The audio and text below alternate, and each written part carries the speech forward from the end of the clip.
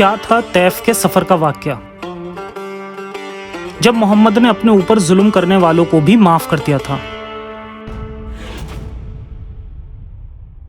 اکثر کہا جاتا ہے کہ محمد معاف کرنے والوں میں سے تھے اور اپنے گناہگاروں کو بھی معاف کر دیتے تھے۔ اکثر اس بات کا اگزامپل دیا جاتا ہے طیف میں محمد کے ساتھ ہوئے واقعے سے۔ تو جانتے ہیں کہ کیا ہوا تھا یہ معاف کرنے کا واقعہ۔ بنے رہیے ویڈیو کے آخر تک اور شروع کرتے ہیں انسانیت کے نام سے۔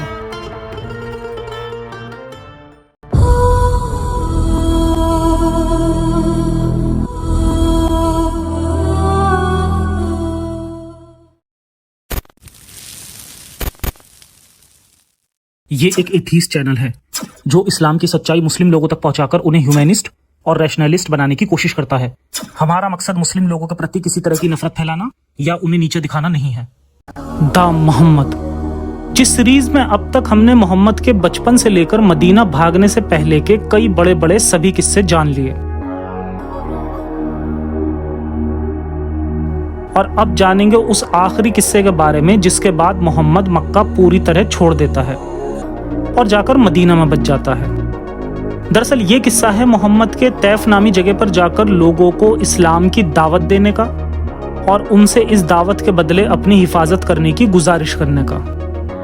اکثر کئی مولانا مفتی اسی قصے کا ذکر کر کے محمد کو بہت ہی نیک، سچا اور رحم دل دکھانے کی کوشش کرتے ہیں۔ آج پہلے آپ کو بتاتا ہوں کہ اسلامسٹ لوگ اس قصے کو کیسے بیان کرتے ہیں، جس سے ایسا محسوس ہوتا ہے کہ نبی پر بہت ظلم ہوئے اور وہ اتنے اچھے انسان تھے کہ انہوں نے اپنے ظلم کرنے والوں کو بھی معاف کر دیا۔ پھر اس پورے قصے کی اصلیت جانیں گے۔ تو آئیے پہلے سمجھتے ہیں اس قصے کا شوگر کوٹڈ ورژن۔ طیف کا واقعہ۔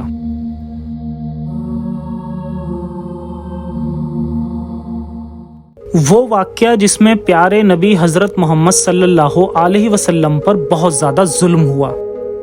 طیف کا سفر یہ شاید حضرت محمد کا مکہ میں سب سے آخری بڑا ایونٹ تھا جس کے بعد محمد صاحب نے ہجرت کر لی۔ حضرت محمد کی مکی زندگی 53 سال کی ہے۔ 40 سال کی عمر میں نبوت ملنے کے بعد 13 سال تک محمد صاحب مکہ کے لوگوں کو اسلام کی دعوت دیتے رہے۔ میجورٹی لوگوں نے اکثر کر کے ان کی باتوں کو اندیکھا کیا اور انہیں سیریسلی نہیں لیا، جبکہ وہ کتنی بڑی لڑائی لڑ رہے تھے۔ بہت سارے خدا سے ایک خدا کی طرف لانا چاہ رہے تھے۔ آج ایک خدا کی کانسیپٹ نہ ہوتی تو سائنس اتنا ڈیولپ نہ ہو پاتا اور پوری دنیا میں صرف برائیاں ہی برائیاں ہوتی۔ اس کے پیچھے کا لاجک آپ مجھے کمنٹ سیکشن میں بھی بتائیں۔ خیر، طیف کے سفر کا یہ واقعہ نبوت سے 10 سال کے بعد کا ہے، اور اس وقت جب محمد صاحب کی عمر 50 سال ہو گئی تھی۔ یعنی اتنے سالوں تک محمد صاحب نے پوری مشقت کی اور ہر وہ کوشش کی جس سے وہ اپنی بات لوگوں کو منوا سکیں، مگر اتنے سالوں تک ان کے اپنے شہر کے لوگوں نے، ان کے قبیلے اور رشتہ داروں نے ان کی باتوں پر کوئی خاص توجہ نہیں دی، بلکہ اس کو الٹ محمد صاحب جب تک مکہ میں رہے تب تک وہاں کے لوگ ان کے دعووں کے چلتے ان کو بہت ذلیل کرتے۔ لیکن نبی تو صبر والے تھے۔ ہم نے پچھلے ایپیسوڈ میں جانا تھا کہ ابو طالب کے زندہ رہتے محمد صاحب کو کوئی پرابلم نہیں ہوئی، کیونکہ وہ قریش قبیلے کے سردار ہونے کے ناطے ان کی حفاظت کرتے تھے۔ اور پھر ان کے بعد یہی کام ان کے دوسرے چاچا ابو لہب نے بھی کیا تھا۔ لیکن ابو لہب تو بہت برا انسان تھا، جو کہ اب اس ایپیسوڈ سے بھی سمجھ سکتے ہیں۔ ابو لہب نے جب محمد صاحب سے ان کی پروٹیکشن واپس چھین لی تو انہیں پھر سے پروٹیکشن کی ضرورت پڑنے لگی۔ ابن کثیر کی کتاب سے ہمیں پتہ چلتا ہے ابو طالب کے گزر جانے کے بعد حضرت محمد کے اپنے قبیلے یعنی قریش کے لوگ انہیں ستانے لگے تھے۔ اس کے بعد اس ظلم سے بچنے کے لیے اور لوگوں سے مدد مانگنے کے لیے انہوں نے طیف، جو کہ مکہ کے قریب میں ہی ایک اور شہر تھا، وہاں کا سفر کرنے کا فیصلہ کیا تاکہ محمد صاحب ان سے اسلام قبول کروا سکیں اور پھر ان سے اسلام قبول کروانے کے بعد اپنی رکھوالی بھی کروا سکیں، ٹھیک جس طرح محمد صاحب کے چچا ابو طالب قریش کے لوگوں کے حملوں سے ان کی حفاظت کیا کرتے تھے۔ اسی طرح پیارے نبی کو ایک بار پھر ابو طالب کی موت کے بعد اپنی رکھوالی کروانے کے لیے ایمان والوں کی ضرورت تھی۔ طیف میں ثقیف قبیلہ سب سے بڑا قبیلہ تھا، ٹھیک جس طرح قریش مکہ کا سب سے بڑا قبیلہ تھا۔ محمد صاحب نے سوچا کہ قریش نے تو ان کی اسلام کی دعوت کو قبول کرنے سے منع کر دیا ہے، मगर शायद अगर बनु सकीफ के कबीले के लोगों को इस्लाम की दावत दी जाए तो ये लोग इस्लाम कबूल कर लेंगे और फिर ये लोग दुश्मनों से मेरी रखवाली भी करेंगे ताकि मोहम्मद साहब अपने इस नए मजहब को फैलाने के इस नेक काम को जारी रख सकें।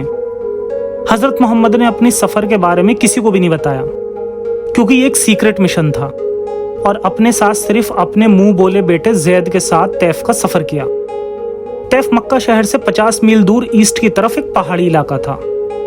तैफ जाकर जब वहां मोहम्मद साहब ने बहुत ही प्यार से इस्लाम की दावत लोगों को दी, तब मोहम्मद साहब के साथ क्या हुआ। मक्का के लोगों की तरफ से मोहम्मद साहब का मजाक बनने की वजह से मोहम्मद साहब तैफ गए थे, मगर अब तैफ वालों ने भी उन्हें और ज्यादा जलील किया। हजरत मोहम्मद का तैफ का ये सफर 10 दिन का था और इन 10 दिनों में इनके साथ क्या क्या हुआ वो हजरत मोहम्मद ने इस बारे में कभी किसी को नहीं बताया क्योंकि ये नहीं चाहते थे कि इनकी दुख भरी कहानी सुनकर इनकी उम्मत को तकलीफ हो। तो आइए देखते हैं कि वो क्या वाकया है जिसमें अल्लाह की तरफ से भेजे गए इस आखिरी नबी को इतनी मुश्किलों का सामना करना पड़ा। जब मोहम्मद साहब तैफ पहुंचे तो वो पहले वहां के बनु सकीफ के मोज हुक्मरानों के पास जाकर उन्हें इस्लाम कबूल करवाना चाहते थे, जिसके बाद मोहम्मद साहब को पहले 3 आदमी मिले। ये तीनों ही बनु सकीफ कबीले के मोज लोग थे, मतलब सरदार थे। जब मोहम्मद साहब ने इन तीनों भाइयों को इस्लाम की दावत दी तो इन तीनों ने इन्हें झूठा नबी बोलकर इनका मजाक बनाया और इन पर हंसने लगे। इन तीनों में से एक शख्स ने कहा कि अगर तुम्हारे जैसा शख्स सच में खुदा का रसूल बनाकर भेजा गया है तो मैं काबे पर रेशम का गिलाफ चढ़ाऊंगा। दूसरे शख्स ने मोहम्मद साहब की और भी बेइज्जती की और ये कहा कि अगर ये शख्स यानी हजरत मोहम्मद सच में एक रसूल है तो क्या खुदा को उस शख्स के सिवा और कोई नहीं मिला था जिसे वो अपना रसूल बनाकर भेजता। और फिर आखिर में तीसरे ने कहा अगर ये सच्चा है तो मैं इससे कोई बहस नहीं करना चाहता या मैं पसंद नहीं करता कि मैं ऐसे शख्स से कोई बात करूं, क्योंकि अगर ये झूठा है तो मेरे लिए शोभा नहीं देता कि मैं ऐसे शख्स से कोई बात करूं। इन तीनों की बातें सुनकर हजरत मोहम्मद चुपचाप मायूस होकर चले गए और जाते जाते इन्होंने इन लोगों से ये भी कहा कि जो कुछ भी उन्होंने कहा है इसे बस अपने तक ही महदूद रखना, क्योंकि मोहम्मद साहब को इस बात का बहुत डर था कि अगर इस बारे में उनके अपने कबीले कुरैश को पता चल गया या तैफ के लोगों को भी पता चल गया तो वो लोग उनकी और ज्यादा बेइज्जती करेंगे। इसलिए मोहम्मद साहब वहां से चुपचाप चले गए। खैर, इस बेइज्जती के बाद मोहम्मद साहब कुछ और वक्त वहां रुके ताकि वहां जाकर हर एक शख्स तक अल्लाह का पैगाम पहुंचा सकें। मोहम्मद साहब तैफ के हर घर में जाकर वहां के लोगों को इस्लाम की दावत देते, मगर वहां के लोगों ने मोहम्मद साहब की बातों को झूठा बोलकर उन पर पत्थरों से हमला किया। ये दिन मोहम्मद साहब की जिंदगी का सबसे बुरा दिन था। मोहम्मद साहब को इस हालत में देखकर उनके गोद लिए बेटे ज़ैद ने उनका बचाव करने की कोशिश की और जिससे उसको भी चोटें लगी, जिसके बाद ये दोनों बुरी तरह जख्मी हो गए। आयशा कहती है कि एक दिन नबी करीम ने मुझसे कहा कि तुम्हें उस दिन का वाकया नहीं मालूम जब मुशरिकों ने मुझ पर उहुद के दिन से भी ज्यादा मुसीबतें ढाई थी। उहुद के दिन यानी जंगे उहुद का वाकया। जंगे उहुद के मौके पर दुश्मनों ने मोहम्मद साहब पर हमला करके उनके दांत तोड़ दिए थे।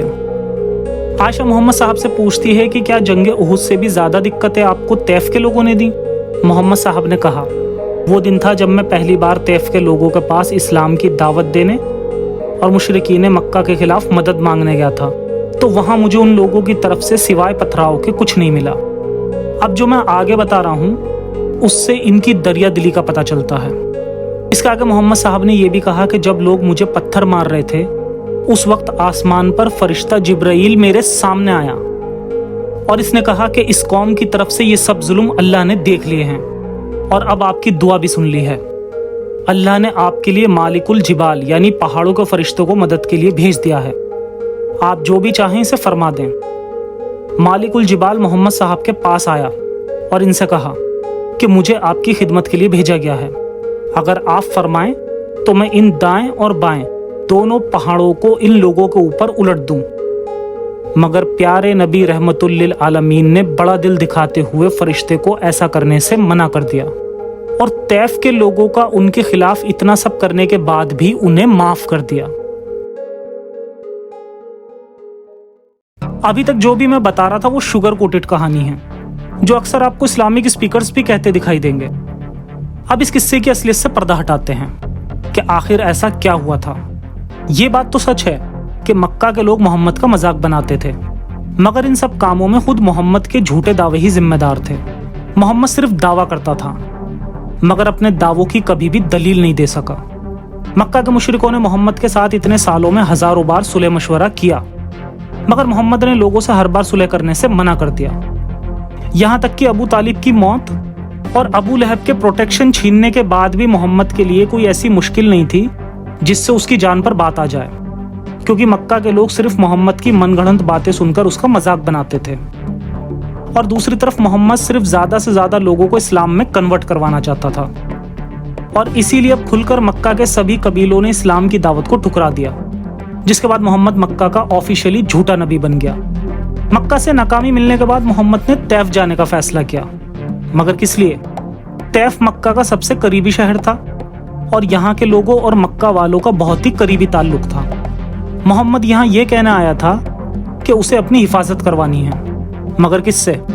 अबू तालिब की मौत से 10 साल पहले और अबू तालिब की मौत के बाद तक मोहम्मद की ये मक्की जिंदगी कुरैश के लोगों के ही दरमियान थी।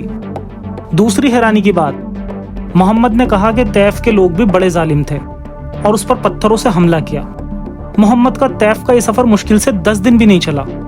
वहीं दूसरी तरफ मोहम्मद उन लोगों के खिलाफ लोगों को जमा कर रहा था जिनके बीच वो नबूवत मिलने के बाद से भी पिछले 10 सालों से रह रहा था। हालांकि मोहम्मद के तैफ आने से तैफ के लोगों को कोई दिक्कत नहीं थी, बल्कि इन लोगों की तरफ से मोहम्मद को इजाजत भी थी कि वो यहाँ रुक सकता था और जो चाहे कर सकता था, बस जब तक मोहम्मद उन पर अपना बनाया नया मजहब थोपने की कोशिश ना करे। और जब मोहम्मद बाज ना आया और यहाँ के लोगों के बीच फूट डालने का सबब बनने लगा, तो मजबूरन तैफ के छोटे छोटे बच्चों ने मोहम्मद को पागल समझकर इस पर पत्थरों से हमला करना शुरू कर दिया। जिस तरह किसी नए इलाके में किसी अजनबी मजनू को देखकर वहां के कुत्ते और बच्चे उसे सताने के लिए पीछे पड़ जाते हैं, ठीक ऐसा ही हाल मोहम्मद का तैफ में हुआ था। एक बात याद रहे कि यहाँ ऐसा बिल्कुल भी नहीं हुआ था कि तैफ के लोग मोहम्मद की जान के दुश्मन बन गए हों, बल्कि वो सिर्फ मोहम्मद को अपने से दूर करना चाहते थे।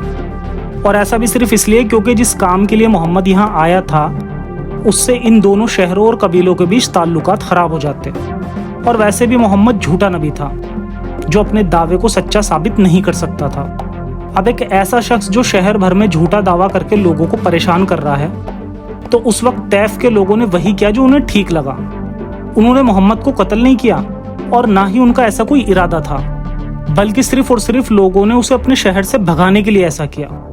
मोहम्मद तैफ की गलियों में आजादी से घूम सकता था, लोगों को दिक्कत सिर्फ उसके झूठे दावों से हुई, जिसके बाद तैफ के लोगों ने बस इतनी कोशिश की कि मोहम्मद बस वहां से निकलकर वापस जहां से आया है वहीं चला जाए, ताकि तैफ के लोगों के ताल्लुकात मक्का वालों से खराब ना हो। जब मोहम्मद को वहां से भगा दिया गया तो फिर से मोहम्मद ने एक नई ड्रामेबाजी की और कहा कि फरिश्ते आसमान से तैफ को पहाड़ों के बीच कुचलने आए थे, मगर मैंने उन्हें ऐसा करने से मना कर दिया और तैफ के लोगों को माफ कर दिया। मोहम्मद वो मक्कार इंसान है जिसने बनु नज़ीर कबीले पर हमला करने के लिए एक झूठी कहानी गढ़ी थी कि वो लोग चुपके से उस पर पत्थर फेंक के उसे मारने की कोशिश कर रहे हैं, जबकि खुद ये वाकया होते उसके साथियों ने भी नहीं देखा था। बल्कि बहुत बाद में जाकर मोहम्मद ने कहा था कि मुझे फरिश्तों ने ऐसा बताया, और फिर मोहम्मद और उसके साथियों ने इस झूठे बहाने के बाद पूरे बनु नज़ीर कबीले पर धावा बोल दिया, जो कि आप मेरी बनु कुरैज़ा सीरीज के जरिए समझ सकते हैं। दूसरी बात कि जब मोहम्मद पर तैफ के लोगों ने उसे अपने शहर से भगाने के लिए उस पर हमला किया, तब उस वक्त मोहम्मद कमजोर था, तो इसलिए वो यहाँ पर झूठा किस्सा गढ़ता है कि फरिश्ते इसका बदला लेने आए हैं, मगर मैंने इन्हें माफ कर दिया, जबकि मोहम्मद ऐसा कुछ भी नहीं कर सकता था। तैफ और मक्का में जो हुआ उसका मुकाबला इस्लामिक हुकूमतों से करते हैं। क्या ये इस्लाम के हिसाब से जुल्म था? अब सवाल आता है कि क्या इस्लाम खुद इन सब चीज़ों को टॉलरेट करता है? जवाब है बिल्कुल भी नहीं। इस्लाम वो मज़हब है जो ना तो अपने खुदा और नबी या किताब पर किसी भी तरह की तनकीद बर्दाश्त करता है। तो फिर ये रोना क्यों रोया जाता है कि मोहम्मद के साथ बहुत ज़्यादा जुल्म हुए? जिस हिसाब से इस्लाम गैर मुसलमानों को ट्रीट करता है, उसके मुकाबले में तो मक्का और तैफ के लोगों ने मोहम्मद के साथ कुछ भी नहीं किया, क्योंकि इससे भी बुरी तरह का बर्ताव खुद इस्लाम गैर मुसलमानों के साथ करता है। इस्लाम दुनिया का वो वाहियात मजहब है जो खुद तो अपने मजहब में लोगों को कन्वर्ट कराने की कोशिश करता है, और दूसरी तरफ अगर कोई मुसलमान इस्लाम छोड़ दे तो उसे जान से मार दिया जाता है। अगर हम यही सब रूल मोहम्मद पर अप्लाई करते हैं तो कुरैश की नज़रों में खुद मोहम्मद भी बेदीन था और वो भी लोगों को बगावत कराने के लिए उकसा रहा था, जिससे उसके लोग आपस में ही लड़ते। इस्लाम में जिस तरह मुर्तद के लिए मौत की सज़ा है, ठीक उसी तरह अगर कुरैश के लोग भी मोहम्मद को जान से मार देते तो खुद इस्लाम के नज़रिए से भी इसमें क्या दिक्कत थी। यानी यही सब सलूक तो खुद मोहम्मद दूसरे लोगों के साथ करता था जब वो पावर में आ गया था। एक बार ये भी सोच के देखें कि किसी इस्लामिक स्टेट में कोई अजनबी शख्स अचानक से खुद को खुदा से जोड़कर बताने लगे तो क्या किसी इस्लामिक स्टेट में उसे आज़ादी होगी कि वो अपने नए मज़हब का प्रचार वहाँ पर कर सके? हाँ, दीगर मुल्कों में वो ज़रूर ऐसा कर सकता है जो इस्लामी मुल्क नहीं है, मगर कोई भी शख्स इस्लाम के उलट कोई भी बात इस्लामी मुल्क में करे तो उसे बिल्कुल भी बर्दाश्त नहीं किया जाता। ये दोगलापन दुनिया में सिर्फ इस्लाम और इस्लाम के मानने वालों में ही मिलेगा। अब इस पॉइंट को हमेशा याद रखेगा, मोहम्मद ने तैफ के लोगों को माफ़ नहीं किया था, बल्कि उसे उनसे बदला लेना था।